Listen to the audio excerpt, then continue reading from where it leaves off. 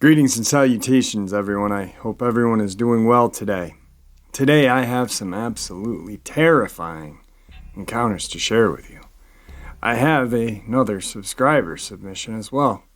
Before we get into that, though, a couple links I'd like to share. As you know, I rely on my Patreon, my PayPal, my merch store to help the channel to continue to grow and go. Those links are in the description below.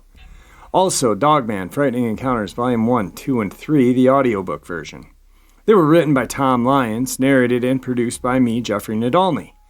They're available on Audible, Amazon, and iTunes, and the links to those books are in the description as well. Now, I have taken enough of your time. Let's get on with today's upload. Shall we? Today's first part of the upload. Alright, so a disclaimer and backstory. At no point did I see the aforementioned creature. I live in northern Pakistan, and it's a lot like the northern United States or Central Europe in terms of the environment. It is a predominantly Islamic country with Hindu background, and we have a lot of superstitious beliefs, such as witches, churail in our language, with similar abilities to skinwalkers / shapeshifters, demons, as well as witchcraft magic, etc. I am well aware that skinwalkers are native to North America and predominantly Navajo, but fleshgates, which are an internet thing, I know, are not exclusive to North America. I don't live in the countryside, but I have a farm that I visit almost every weekend. It's less agricultural and more pleasurable. The farm is located in a community of farms, and to the north is a large patch of unclaimed forest, probably around 200 acres big. The forest is populated with fox, coyote, porcupine, wild boar, apart from stray dog and such. I've been doing a lot of hunting in my time there, and have never experienced anything like this before. And I used to hunt at night alone quite a bit prior to this incident. I was hunting at night, probably 1 in the morning, which is around the time wild boar are most active, being nocturnal creatures. I shot an adult female, probably around 350 pounds. Since it was getting late, I decided to remove the body the next morning. Most Pakistans are Muslim, so we do not eat them, and we hunt boar because they have a habit of screwing around with our crops and livestock. We have to remove the body legally and move it to a government dumping ground. I placed a marker and went back home. Nothing creepy happened on the way back home. The next day at around noon, I head back into the woods to remove the bodies. I forgot to mention, I shot a few, but in different places. The 350 female being the last. I made my way to the location of the last boar and decided, getting kinda creeped out, the woods had gone silent. No wind, birds, insects, anything. I started to get goosebumps and was generally very uncomfortable, feeling like I was being watched. When I got to the body, I saw in horror that its thing had been torn in half, with one half lying a good 15 feet away from the other. There was dried blood all over the place. But it wasn't blood itself that freaked me out. It was the fact that there was blood at all. Blood dries up in the veins of dead animals within 10 minutes of death, meaning that whatever did this had done it within 6 to 7 minutes of me leaving that body. The body had not been eaten, and there were no scavengers feasting, which was strange to say the least. I decided to leave as fast as possible. I unholstered my pistol, didn't have a rifle on me at the time, and started to speed walk out of there, reciting the Ayat al-Kursi, as well as other Islamic verses meant to ward off evil. I'm agnostic, by the way, but at the time I was praying to all gods. After about 10 minutes of walking, the uneasy feeling wore off, and the sound again returned to the forest. It was like a switch being clicked. I went home and just kind of blocked it all out. This happened a couple of months ago, but 2 days ago there was a development. Attack. A week ago, a child of one of the workers at the neighboring farms went missing. He was 9 years old. 2 days ago, my father told me they found his decaying, mutilated corpse in the woods, not more than 50 yards from where my incident took place months ago. My dad doesn't know about my incident. The kid's face had been ripped off. His left leg was lying away from him. The police were called and the place was blocked off, but this being Pakistani police, they chalked it up to being wild animal or something. The owner of the farm paid for an autopsy at a good private hospital and it came back inconclusive. All they know is the kid died of blood loss.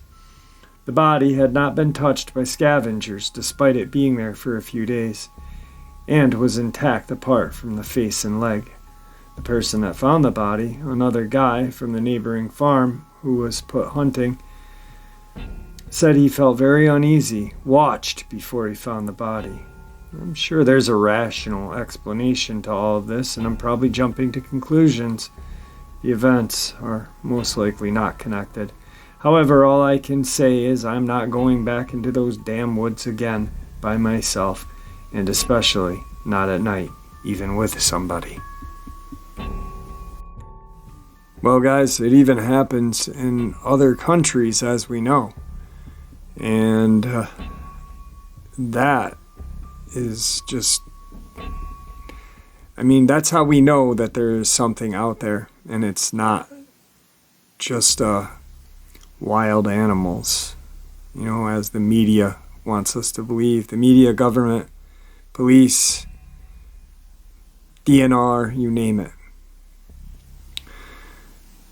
It's absolutely insane that, we are actually left to our own means of protecting ourselves against a creature we are told that does not exist. Go figure. You gotta love the government. Moving on. Today's second encounter is the subscriber's submission. For the last 2 days, I've had 2 subscribers from completely different areas email me encounters with some sort of vampire-like creature. Here goes. Charlotte, North Carolina, August 2005. Uptown Charlotte, North Carolina restaurant. First incident. My whole family and I went out for dinner at a very nice restaurant in Uptown Charlotte. That's what the city is referred to there, Uptown, and not downtown, which I find totally amusing. If you say it wrong, someone from there will always correct you. My daughter had invited 2 of her best friends along, who joined us as well. We all had a really nice dinner, as it was a rather expensive restaurant, and great conversation as well. We were all laughing a lot and enjoying each other's company. It was a fun night. I didn't care for any cocktails, and just had water and lemon with my dinner instead. After we all finished dining, we started to head outside.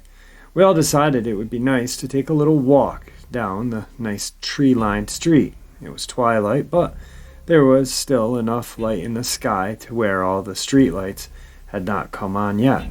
It was a warm, beautiful August evening. One of the girls was familiar with the area and knew there were some tables and chairs down the street a bit. The odd thing is that as soon as we walked outside the restaurant into the early evening twilight, I got an immediate sense of dread and foreboding, like some kind of strange after-dinner cocktail of nothing but dread, except I didn't have any alcohol that night. I don't really care to drink. It was all in the air, and it was strange because I never felt like that, or something like that before, and it was pretty disconcerting to me. Because I don't know what was causing me to feel that way either. It was unknown and quite instant as soon as I left the front door of the restaurant. I couldn't understand why I felt that way, but I felt it clear as anything, very strong. I looked around and saw nothing unusual, just cars parked up and down the street, no pedestrians, and lots of beautiful trees. I tried to dismiss it, but it would not go away. It was hanging in the air. We crossed the street together as no cars were coming in either direction. There were also no people walking down the street on the opposite side where we were going. because I looked both ways. The streets were straight and long, and you could see pretty far into both directions. No curves or stop signs either at that particular stretch of road. There were homes and buildings everywhere. None of them were huge or tall. It was a nice section of town. We walked about 80 feet from the restaurant and got to an area that had some outdoor metal mesh round tables and chairs to sit on. So we walked over to the set and had enough seats where everyone could sit comfortably. There were no other people around us, just us. The girls were quite talkative, as they always were when they got together. I noticed some people had come out of the restaurant, a few young couples who talked for a bit and then left to go to their cars parked right next to the restaurant. I could see them clearly because I was in a seat facing the restaurant, which was now up the street to our left about 100 feet. We all sat there talking for about 20 minutes. Then it got darker and the streetlights suddenly popped on. I wasn't doing much talking because I felt this strangeness and foreboding feeling around me. It was even hard to smile because I felt so distressed, and it was so uncomfortable. I then noticed a man in dark gray or black overcoat and a hat walking down the street towards us. He was on the same side of the street we were on, and he was walking slowly. After so many steps, he just stopped. Then he would continue again. I had looked straight down the street just a little bit before he appeared and did not notice him at all. It seemed like he came out of nowhere because right before that I had looked down the street and it was empty. Nobody was walking. He walked almost too slowly for a rather hot summer night in the high 80s and also wearing a huge raincoat. The coat appeared bulky. His figure was indeterminable under that coat. I couldn't tell if he was heavy or thin. He also had dark pants and shoes. He was about 5'10", maybe, not too tall. He continued to walk slowly, very odd steps. He felt very ominous to me, and my unease was growing worse, and the atmosphere around me was getting heavier and thicker. I was concerned. I didn't know if he was in imminent danger to attack us or what. I was concerned for everyone at that table. I kept my eye on him and was wishing I would have had a weapon of some kind on me. I did not trust him at all. I knew that when I first looked at him, I felt instantly like, okay, this could be something here. I noticed him looking in our direction as he walked. His hands were in his coat pockets on both sides. All I could see was his odd grayish face, and not too much of his neck because his overcoat was buttoned up to his neck. Who wears an overcoat in the middle of a hot summertime? The sight alone was strange enough. Who was this freaky weirdo, I thought? Why is he walking so slow? He continued to walk slowly towards us. Then the streetlights had just come on. I noticed that his face was very pale, and he had a strange smile, or maybe even a smirk on his face. He looked odd. His face was gray like a corpse. He looked sinister. I knew he was looking at me the whole time, even when I first noticed him at the beginning, when he was 80 feet away. When I first noticed him, I felt targeted. I knew I was. It was horrible. His attention was solely focused on me. He didn't look at anyone else at the table. As he got closer, I felt the sense of danger and dread getting even stronger. I felt as if something was twisting in my soul, inside of my chest, very maliciously. As he continued to approach, walking slowly, all of a sudden he came to a complete stop 25 feet away from us on the sidewalk and just stood there facing us. That's when I knew absolutely that he was looking at me. Yes, directly at me. There was no doubt about it. He did not turn his head. He didn't nod his head, nothing but stare at me. I could see his eyes and felt it. It felt strongly. It was uncomfortable. I felt weak and drained. I wanted to get up and run. I wanted out of there, but my strength was waning very rapidly.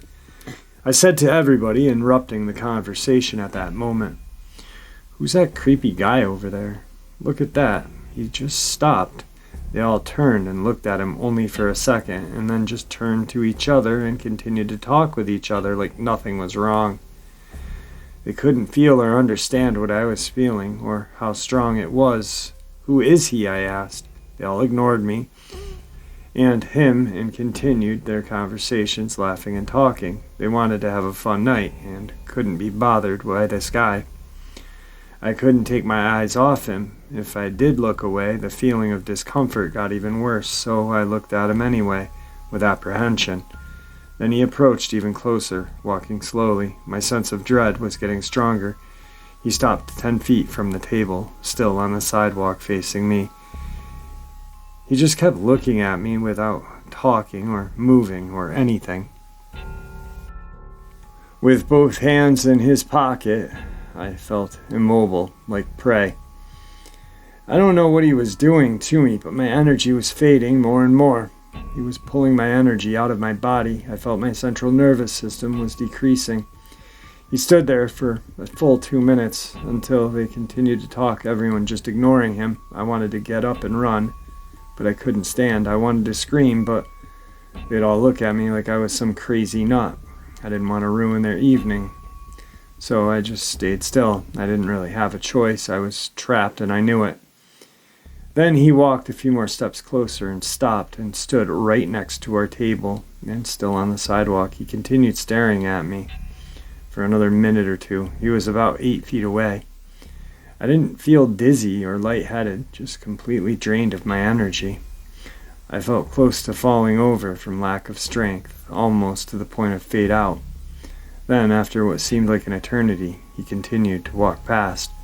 In that slow pace, he continued with his horrible, wicked glare, looking at me the whole time as he passed, moving past our location, turning his head sideways at me, while still staring at me.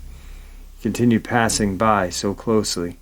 He even kept his head twisted around over his shoulder as he kept walking away, until he was about 25 feet away. I could not look away. I was in some kind of trance state. Then he looked straight ahead and continued walking. I didn't feel any better by then. I felt the same. I don't know what he was or what he was doing to me. No one in the group noticed my reaction, as I hadn't been involved in any conversation when we first sat down.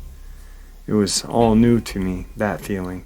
By that time, just maybe 10 minutes later, everybody decided it was time to leave. I struggled to get out of my chair. I was so weak. Our whole group started to cross the street at a diagonal to get back to the parking lot to our cars. I slowly walked behind my husband, crossing the way. It was an effort to take each step again. No one noticed me lagging behind. Everyone else was already across the street. My husband was in front of me. I was last in line. My body felt like lead. It was hard to move. I got to the middle of the right lane, out into the street, just a few feet past a parked car, and I completely shut down. I could not move any further. I couldn't yell, I couldn't talk, I couldn't take another step. My energy grid had locked up completely. I was stuck there, standing in the middle lane. I barely had energy to breathe. My husband was walking only 5 feet ahead of me. I could hear a loud car engine revving up the street behind me, coming towards me. I had my purse in my hands, and all I could do was look down at it. I couldn't even yell for my husband to help. He didn't see that I was completely stopped in the middle lane. The car was approaching fast. It sounded like a big older car by the sound of the engine. I knew without a doubt, whateversoever, that I was about to be hit by it, and there was nothing I could do to save myself. I was frozen in place, like I was in a different element altogether, an element of different energy. I was about to die, and there was nothing I could do at all. My children would be without a mother. My life would just be a short news article and nothing more. All of a sudden, my husband, Jim, suddenly turns around and sees me standing there and yells, "Come on, what are you doing?" as he walks quickly back to grab my arm. Yanked me out of the lane sideways. I guess he heard the car coming.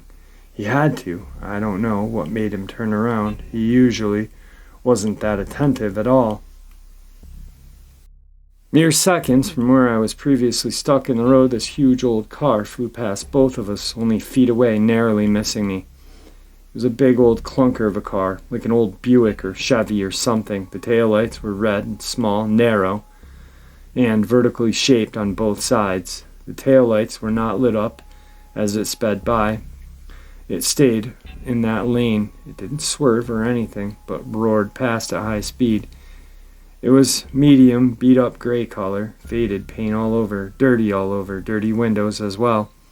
But the front driver's side window was down all the way. Definitely not a new car by any means, more like a 60s car. If my husband hadn't grabbed me right when he did, I would have certainly been struck by that car, probably even killed. Of that I am completely certain. I was barely able to turn my head and look at it as it passed us. To my horror, I actually caught a glimpse of the horrid old man, gray-faced thing in the gray overcoat and hat that had menaced me on the sidewalk just before we left the tables. He was the only one inside that car that I could see, and he was driving. He just kept roaring up the street and away above the speed limit. The weakness I felt lasted for hours after that, and by the next day, I was almost back to normal, but not 100%. I think it took a few days for me to completely feel like myself again. I tried not to recall it. No, I'm a former private detective for 3 separate agencies. I have an acute visual sense. All I can tell you is that my eyes don't lie. I don't lie to my eyes as well. Thank you. Today's third encounter. Vernal, Utah, February 10th, 2013. Roughly 1:30 in the morning, myself and son were in my driveway installing a stereo in my Durango when we heard in the field across the street coyotes had started to feed the kits, a very late pack of them. When we heard several like howls from something unknown, then they began to hoot at each other. Then all hell broke out. It seemed that whatever was howling attacked the coyotes and was tearing them apart, and it was very loud and terrifying to listen to. After it ended, my neighbor came out and asked what the hell that was. We said we had no idea what just attacked the coyotes. We went into the woods to see, but had a terrible fear and went into our home. The next evening it was raining a lot, and I had several friends over and told them what we had heard. So we all went outside to show and tell them about where it happened in the field. There were red glowing eyes staring right at us. I hit them with a laser pointer, and then from behind the first being, 4, then 6 more stepped out from behind it. And then they were like jumping and frolicking about each other. But at all time, the first one stayed staring at us. When I noticed that 2 on each side started walking to the side of the field, and I said, "They are hunting us." They were trying to gain our flanks, and we ran into our house. We waited several hours, but all through the night, they were just staring at the house. The next day, they were gone. We couldn't find any footprints, which was crazy as it rained all night. When we measured the height of the red eyes, they were about 10 feet tall. After that, I had several strange events and floating strong orbs in the sky above my home one night. My son and a friend witnessed one of the flashing lighted craft land in the mountain range just above my home. I've been unable to shake the fear and uneasy feelings. After these events, my dogs had several times run into the home and been scared and ready to attack whatever had spooked them. One night, a terrible swooshing wind and jet-like explosion blew through my yard, and a tree in my backyard had fallen down, going in the southern direction. It was picked up and turned 180 degrees and set down with no markings from it being moved in the earth. I live in fear and unease. I can't even leave my house some days from the fear. I don't know what's surrounding my house, and life is just getting worse. Well, I got something to say on this one. The Uintah County, or where Skinwalker Ranch is located, is the same county the town of Vernal is located. So it's obviously not just the ranch that's got these terrifying paranormal, psychoactive, whatever you want to call it, events. There's definitely some sort of maybe dimensional opening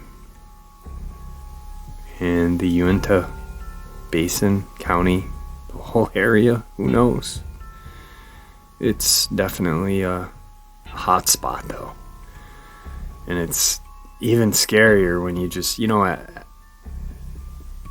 a time you think it's just, located on the ranch. It's a couple acres or however many acres Sherman Ranch is, which is the Skinwalker Ranch.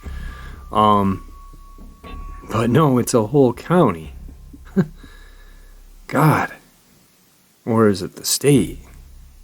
Can you imagine if it just kept growing? Whew. Moving on. Today's fourth experience. This one is kind of puzzled me, yet intrigued me for a very long time. I'm sure you've heard it before. Shared it once on the channel before, but I'm fascinated by it, and yet it upsets me all in the same sense, and I'm sure the majority of you will understand where that kind of just, I don't know why I would be upset on this one. So,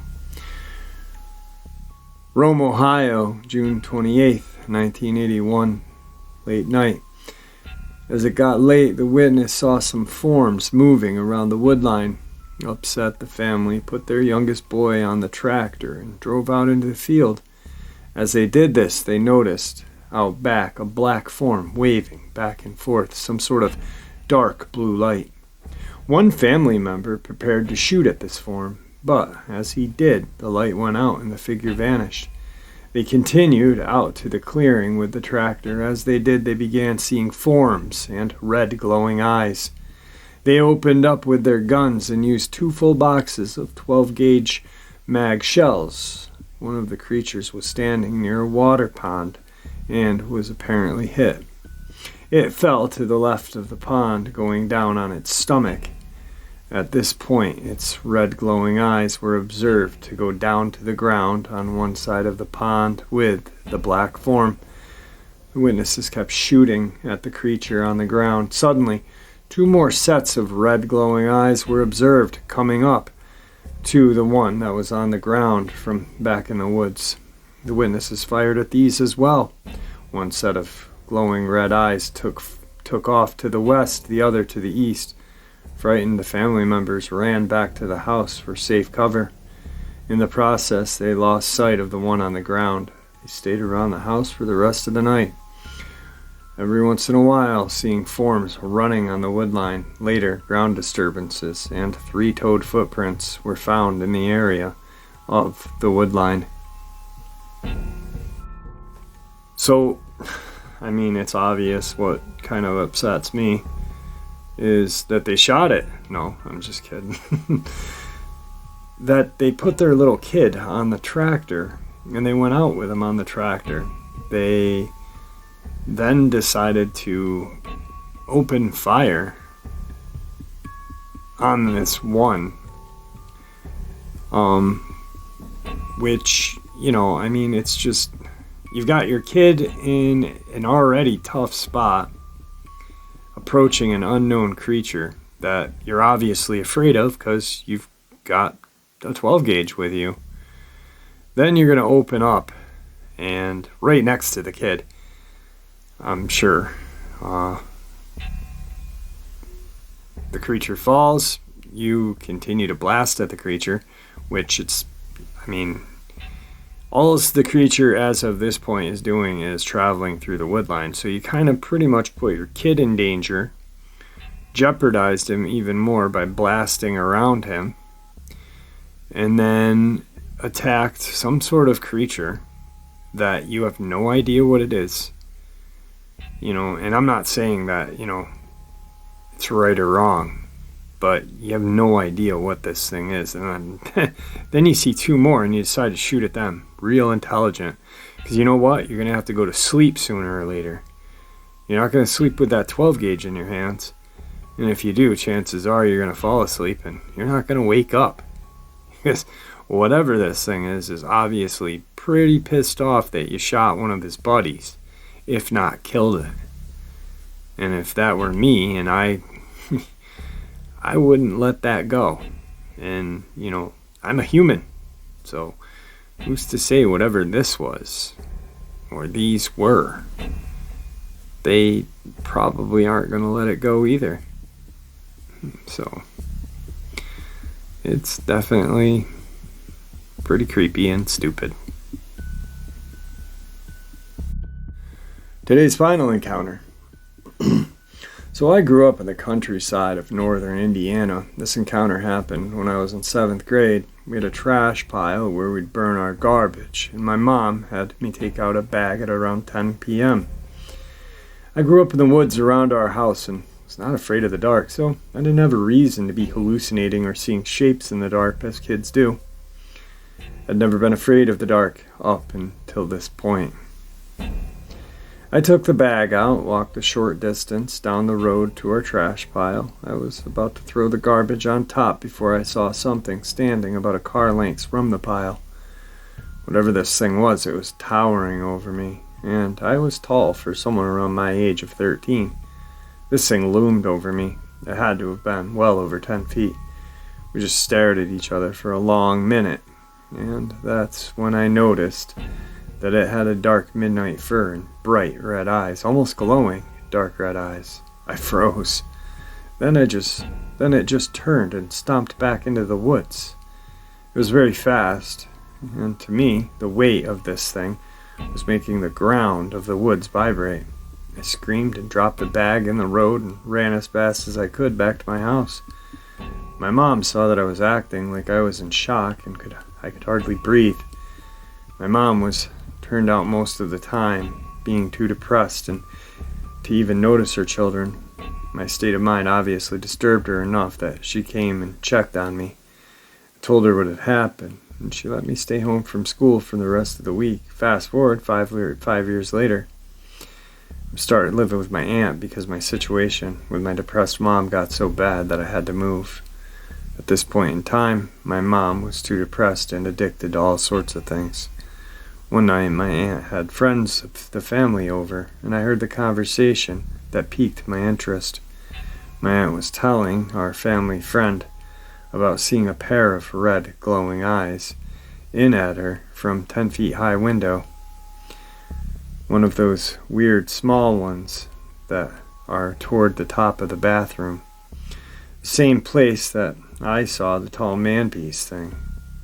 I told her what happened to me. Her jaw dropped. This was probably the most satisfying thing that had happened to me.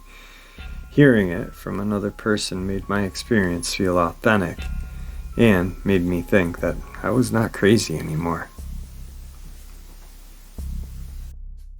Alright guys, what a killer upload. I hope you guys enjoyed it as much as I enjoyed sharing it with you. Really quick, I think it's very important that people share their encounters on my channel or anyone else's for that matter. And the reason why is because I think by sharing your encounter, you're dealing with your PTSD. You're dealing with the questions you may have, because chances are you're going to have feedback. But the main one is that there's someone else that's had some sort of experience that you don't know and you're unaware of, but they may have read yours, or heard yours, whatever, and felt like they had that power. You kind of passed the torch off to them so they could share theirs and deal with their PTSD. And so that's where I stand on that. But anyway, I hope you guys have a great day, and with that, I'm going to bid you all farewell and see ya!